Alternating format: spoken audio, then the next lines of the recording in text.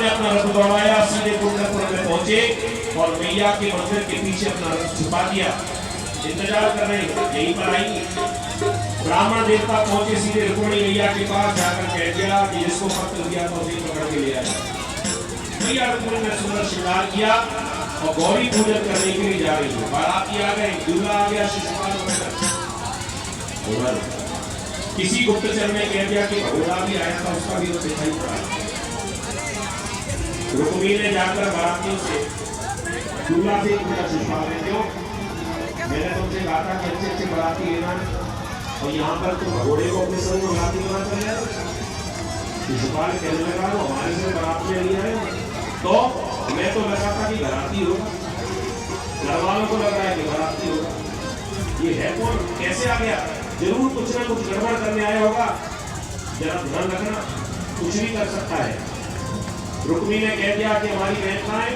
अभी तो महल में लेके तैयार हो रही है, वो तो गौरी का पूजन करने के लिए मंदिर जा रही है।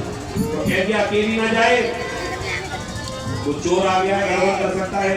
सेनापति जी महाराज, महल से लेकर मंदिर तक इतने सैनिक खड़े कर दो कोई भी परिक्रमा पर न मार पाए, और छोटे मोटे सैनिक नहीं, जनरल कर्नल ब्रिगेडियर, गेट पर सिक्योरिटी चाहिए, कोई भी यहाँ हवा भी ना आ पाए। जी महाराज ऐसा ही होगा। मंदिर से लेकर और महल तक बहुत सारे बड़े बड़े सैनिक खड़े कर दिए। रुक्मिणी मैया चारों ओर आगे पीछे जाओ भाई, सामने हो गए। लेकिन भगवान तो भगवान सीधे मंदिर में पहुंची, पूजा की और मैया से प्रार्थना की कि मुझे ऐसा फल मिले कि वो कन्हैया ही मुझे पति के रूप में प्राप्त हो।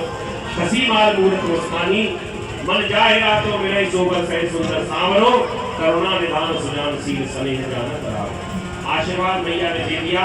रुक्मिणी मैया पूजन करके जैसे ही बाहर निकली, बैठ गया। भगवान रथ से नीचे उतरे, दूर से अपनी बांसुरी हिला रहे हैं।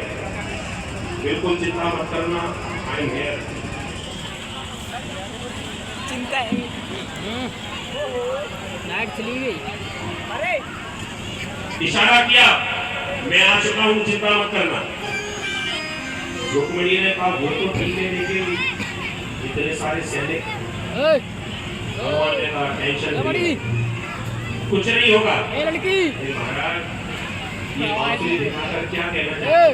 बांसुरी यार इशारे इशारे में कह रही है कि प्रभु ये द्वारिकानाथ अभी मत करिए, चारों तरफ सैनिक के पकड़ लेंगे, टूट देंगे बंसुरियां। ये बांसुरी बजाने का समय नहीं है। भगवान ने कहा चिंता मत करो। भगवान मंदिर की सीढ़ी चढ़कर जब गए तो सेनापति ने कहा कौन है ये, से पकड़ो। सैनिक दौड़े भगवान को पकड़ने के लिए। भगवान ने ना बांसुरी बजाई, न चक्र चलाया, न तलवार चलाई। भगवान बस उन सैनिकों को देखकर मुस्कुराए और ऐसा मुस्कुराए, ऐसी माया डाली उन सैनिकों के ऊपर जो दौड़कर आए थे पकड़ने के लिए। वही चरणों में प्रणाम करने लगे, महाराज प्रणाम। ये कह रहा भगवान से देख 4 मिनट कैसे कितना सुंदर पटका है। दूसरा कह रहा पटका छोड़, माला देख कितनी सुंदर। एक कह रहा है करवनी देख कितनी सुंदर है। एक कह रहा है कि चरण पादुका देखो कितनी सुंदर है। सेनापति जो सारे शासन दे रहे थे, जो आदेश दे रहे थे, सेनापति के ऊपर भी माया डाल दी। सेनापति जी देखते देखते भगवान ने जाकर रुक्मिणी का हाथ पकड़ लिया। सेनापति कहते कि जोड़ी देखो कितनी सुंदर है। भगवान ने सीधे रुक्मिणी मैया को रथ में बिठाया।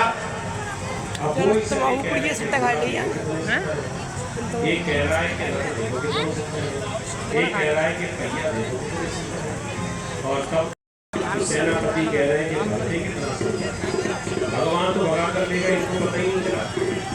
ऐसे लीला करने वाले थोड़ी देर के बाद में भगवान का रथ वहां से गया। अब इन्हें होश आया कि हम काय को खड़े थे।